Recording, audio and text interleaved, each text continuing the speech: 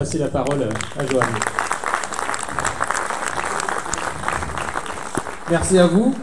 Je ne vais pas en rajouter beaucoup plus, juste n'oubliez pas qu'il faut garder la valeur de nos exploitations et que s'il y en a qui arrivent à en mettre, pourquoi pas nous, et on peut tous en tirer notre profit là-dessus. Je vais passer la parole, pour faire on va être assez bref maintenant, mais je vais passer la parole à Laurent Kerlier, président de la Chambre d'agriculture. On suivra Marie-André, présidente de la FDSEA du Morbihan. J'inviterai aussi Monsieur Lapartien à prendre un mot. Je reprendrai le micro quelques instants et puis on finira par Monsieur le Préfet. Merci. Oui, bonsoir à tous. Donc, merci Joanne et félicitations pour cette assemblée. Je vais être très bref. Félicitations d'abord à ceux qui s'engagent et puis forcément, on regarde toujours ceux qui quittent la structure JA. Sachez que on vous attend dans les autres structures, que ce soit au syndicalisme, à la FDSEA ou à la Chambre, et on va approcher d'une échéance à la Chambre d'agriculture d'ici un an, pour des nouvelles élections. En tout cas, sachez que quand on commence à s'engager, c'est important de continuer. Et sachez que la Chambre est forcément... elle a beaucoup d'expertise, on l'a vu ce soir sur l'énergie, on a beaucoup d'expertise et on est en partenariat étroit sur forcément le dossier installation et sur plein d'autres dossiers. Donc voilà, on souhaite toujours ce partenariat continue à fonctionner. Voilà, merci à tous, bonne soirée.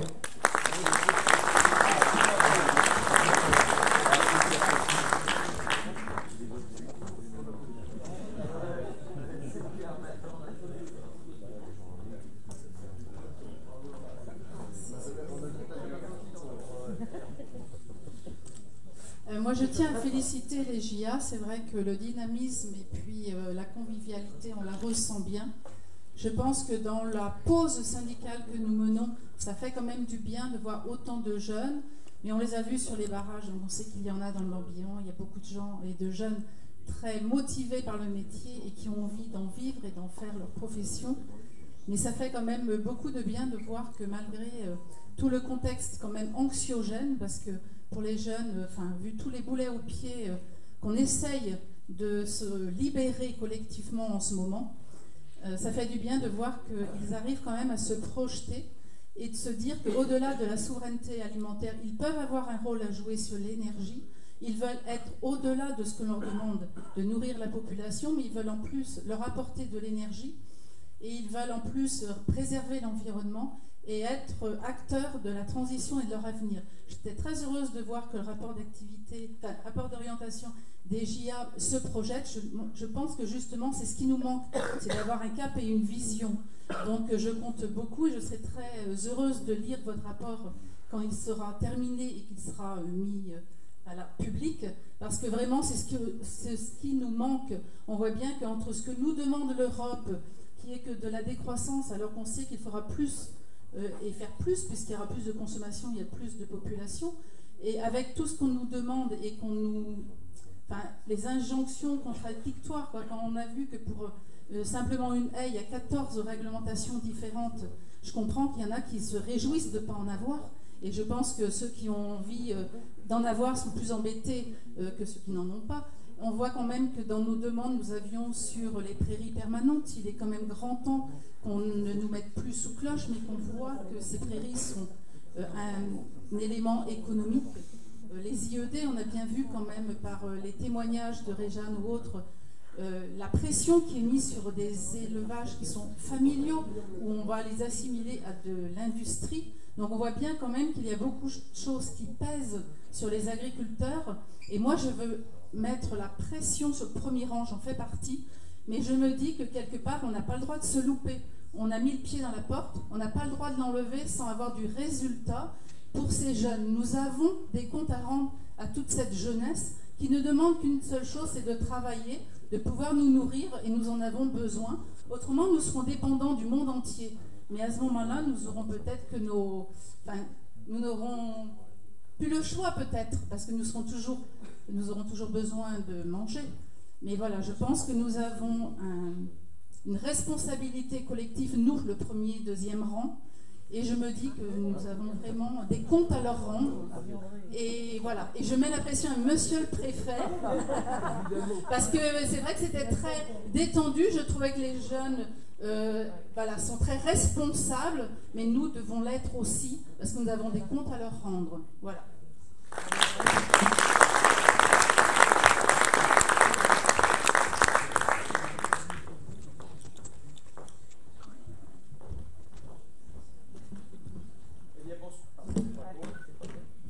Bonsoir à toutes et à tous. J'ai bien compris l'esprit de concision qu'on doit avoir pour tenir dans le délai. J'ai donc 3 points. Le premier, pour le jeune agriculteur qui était là tout à l'heure et qui disait que son fils pleurait parce qu'Mbappé partait, on ne vous a pas dit qu'il venait à Lorient. Et donc je pense qu'il va être très heureux puisque c'est là qu'il va muter l'année prochaine. Plus sérieusement, pour les sujets qui sont les vôtres et aussi qui sont les nôtres. Le premier point, c'est sur la mobilisation qui a été la vôtre, et naturellement, le salon de l'agriculture va être aussi un point fort. Vous avez raison de maintenir la pression. Des annonces ont été faites, elles vont dans le bon sens, et d'une manière générale, elles sont en ligne avec ce que vous avez pu demander les uns et les autres.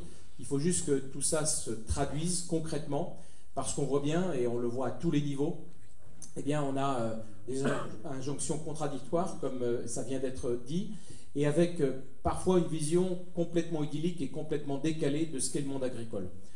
Nous sommes dirigés par les métropoles, nous sommes dirigés effectivement par Paris, qui idéalise ou imagine ce qu'est l'agriculture sans forcément avoir mis les pieds dans une exploitation. Vous avez eu raison quelque part de rappeler à la France entière quelle est la situation de l'agriculture, quelles sont les mesures de simplification qu'on veut, et surtout, ça vient d'être dit encore, l'absence de cap. Il y a eu un cap après-guerre.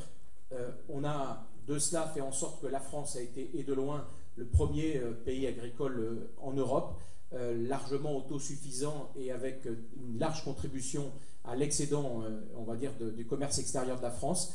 Malheureusement, aujourd'hui, non seulement ça n'est plus le cas, mais on est aussi, enfin, globalement c'est le cas, mais sur un certain nombre de filières, ça n'est pas le cas. Et donc, vous avez raison de vous mobiliser sur ce point, et nous sommes particulièrement à vos côtés. Dernier point, c'est aussi de vous dire qu'au niveau du conseil départemental du Morbihan, et en tant que président, et on a ici 2 collègues qui sont ici, la vice-présidente en charge de l'agriculture, qui est aussi notre représentante à la Chambre, et notre sénatrice Muriel Jourda, par ailleurs conseillère départementale, on fait attention de pouvoir vous soutenir autant qu'on le peut, puisque depuis 2015 et la loi NOTRe, on a perdu cette compétence, là où on intervenait très largement, donc on ne peut plus intervenir directement à vos côtés, c'est la région qui a cette compétence. Nous, on trouvait qu'en tout cas, on était assez efficace pour pouvoir le faire. Néanmoins, on intervient sur de l'action sociale, il y a aussi des actions sociales à mener. On intervient aussi directement en soutien à la Chambre dans son fonctionnement, quand on sait qu'il y a des fonctions support dont vous avez besoin, c'est à peu près 200 000 € par an, et on va le faire sur 3 ans pour que vous ayez une visibilité aussi sur ce fonctionnement-là. On intervient aussi eh bien, sur les investissements qui peuvent être portés, c'est aussi fondamental. On soutient aussi notamment bien, la Chambre sur les enjeux aussi liés à la qualité de l'eau, et puis on soutient aussi des investissements qui sont portés notamment sur la station de Kerguéhennec. Et puis un point sur lequel on souhaiterait vous soutenir, on vous soutenait jusqu'en juin dernier, c'est le sujet de l'irrigation. J'ai encore saisi le président de la région Bretagne, c'est à peu près 12 000 € de subvention par subvention qu'on donne, c'est plus de 100 000 € par an. Malheureusement, avec la loi NOTRe, nous ne pouvons intervenir en subvention des exploitations que si la région nous autorise à intervenir, ce qui n'est plus le cas depuis le 1er juillet dernier. Donc concrètement, nous avons les financements pour le faire, on est prêt à intervenir, nous sommes un département légumier, je vois les industriels aussi qui sont ici, mais pour ça, des légumes, ça ne pousse pas sans eau. Et donc il faut de l'eau, les systèmes d'irrigation sont nécessaires, on est prêt à continuer à subventionner. Donc Laurent, si tu peux aussi être notre relais à travers la Chambre régionale d'agriculture, j'ai encore saisi le président de région, je crois que je t'ai mis en copie de ce courrier, il faut qu'on puisse continuer à pouvoir le faire. Je ne vais pas être plus long, simplement pour vous dire que la présence des élus aujourd'hui et des conseillers départementaux qui sont ici, c'est aussi le témoignage de notre volonté d'être à vos côtés, de vous écouter et de continuer autant que faire se peut à vous accompagner. Merci à tous et bonne soirée.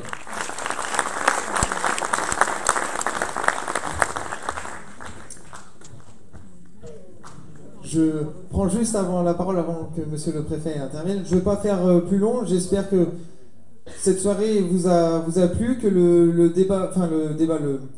notre notre sujet vous a plu et que vous avez pu apprendre un peu plus sur le photovoltaïque.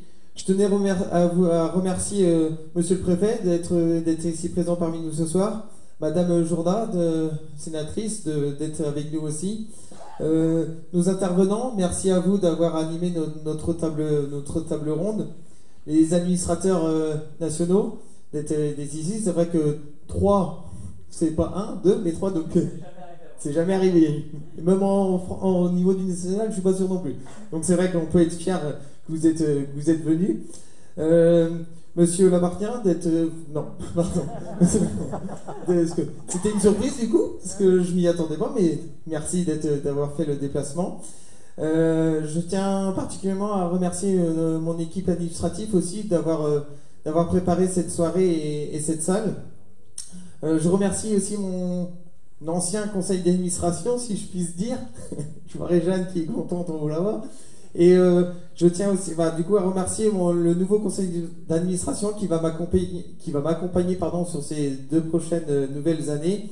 Et bien évidemment, je tiens à vous remercier, vous adhérents, qui êtes là tout au long de l'année et qui portez nos revendications et qui faites aussi remonter vos voix quand vous savez le dire quand quelque chose ne va pas. Donc je vous remercie à vous tous, bonne fin de soirée, je reprendrai pas la parole, donc dès que Monsieur le Préfet aura fini, je vous inviterai à vous venir boire une petite collation derrière. Merci à vous.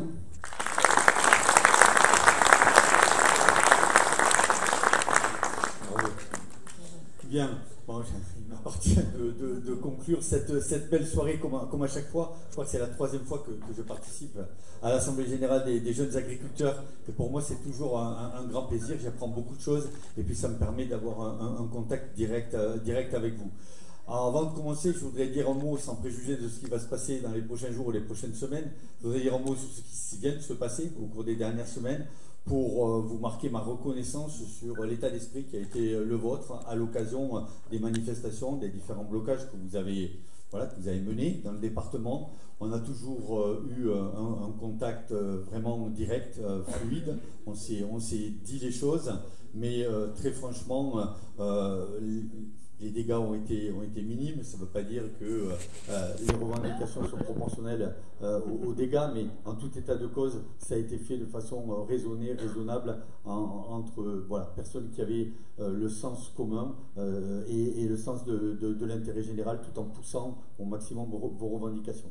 Alors vos revendications, on a travaillé pas mal ensemble, on s'est vu à de multiples reprises ces 15 derniers jours, à votre initiative, à la mienne, jeunes agriculteurs, FDSEA, syndicats majoritaires, syndicats minoritaires un peu moins souvent, mais en tout état de cause, on a essayé d'avoir une approche bretonne, c'est-à-dire qu'il ne s'agissait pas simplement que le préfet du Morbihan fasse remonter les revendications du terrain tout seul, parce qu'en réalité, on a, sur les principales revendications, on y a été, les 4 préfets bretons, on y a été ensemble, on a vraiment remonté les mêmes choses, c'est-à-dire la problématique des prairies permanentes, la problématique des IED, vous en avez parlé ce soir, à 2 reprises, que ce soit pour le porc ou pour la volaille, la question de l'application des lois EGalim et des importations massives en provenance notamment d'Ukraine.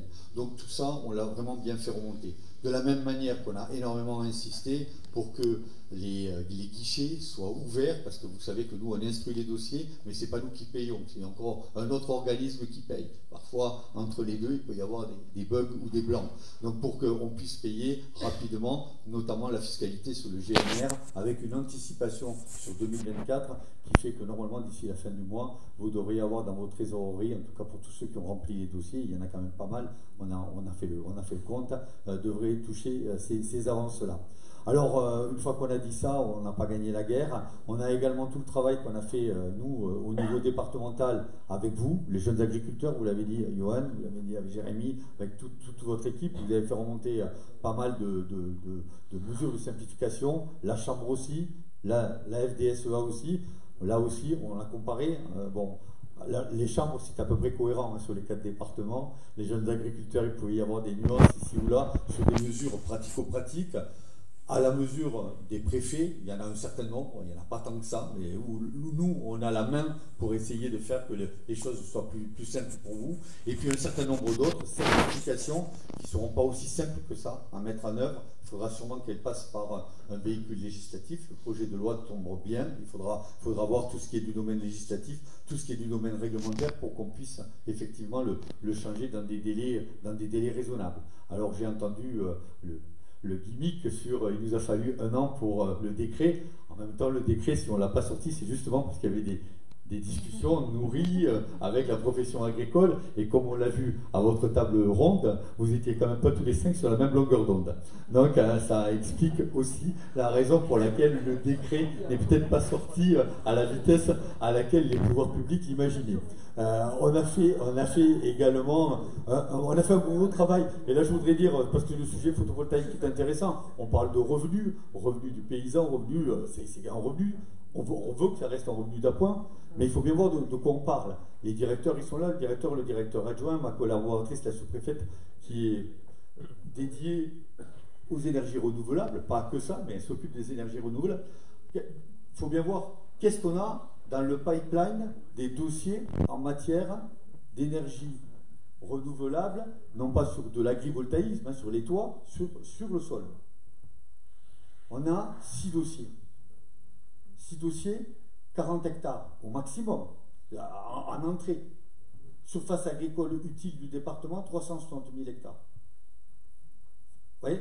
Donc, je dis ça, alors c'est les 6 premiers peut-être dossiers, il y en aura peut-être d'autres sur du sol. Enfin, d'une part, je pense que le critère de 10 ans est un bon critère, à condition qu'on fasse le travail ensemble, avec les chambres d'agriculture.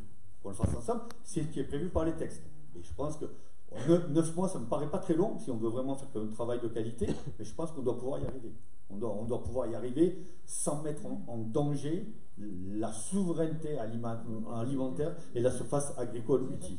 Donc voilà, moi je ne prends pas parti totalement, voilà, je dis simplement la réalité. Qu'est-ce qu'on a dans le pipe, qu'est-ce qu'on est en train d'instruire et qu'est-ce que ça représente si on fait une règle de 3 par rapport à la capacité de production du département. Je pense que notre surface agricole utile, elle est plus menacée par le non-renouvellement des générations et par des délaissements, parce que nos entreprises agricoles, elles ne pourront pas continuer à croître indéfiniment. On est passé en 10 ans de 52 hectares à 64 hectares, parce que vous êtes moins nombreux, que vous prenez des exploitations plus grandes. Donc on ne pourra pas continuer indéfiniment. On pourra encore un certain temps, mais on ne pourra pas continuer indéfiniment. Donc là aussi, je pense que le danger de perte de surface agricole utile, il est plus là, et il est plus aussi, et je le dis, vous êtes les jeunes agriculteurs, dans ceux qui s'installent. Hein, on a une centaine d'installations, on a bien vu que quand on regarde le camembert des installations, c'est pas la même chose qu'avant. Avant, c'était du laitier qui s'installait à 50%. On est à 30% aujourd'hui. Et on a de plus en plus de maraîchers bio, etc. Mais combien ils nourrissent de personnes? Jérémy, je ne sais pas où il est, avec son père, à 2, ils nourrissent 150 000 personnes chaque année.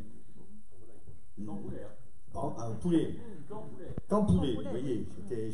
Donc, quand vous mettez 2 qui font de l'agriculture bio, qui viennent vendre sur le marché à Vannes le samedi matin, ils nourrissent 400 personnes. Hein? Donc, il faut savoir quelle agriculture on veut, et c'est très bien que les jeunes agriculteurs au niveau national s'interrogent sur le modèle. Parce que ce que je dis, c'est des règles de 3, c'est mécanique, mais ça parle quand même. Ok ? Bon, voilà ce que je voulais vous dire. Moi, j'ai bon espoir. J'espère que les prochaines semaines apporteront un certain nombre de solutions sur les 3 sujets que j'ai mentionnés et sur les mesures de simplification. En tout cas, croyez bien que tous les services de l'État, ici, sont tendus vers ce but. Merci beaucoup.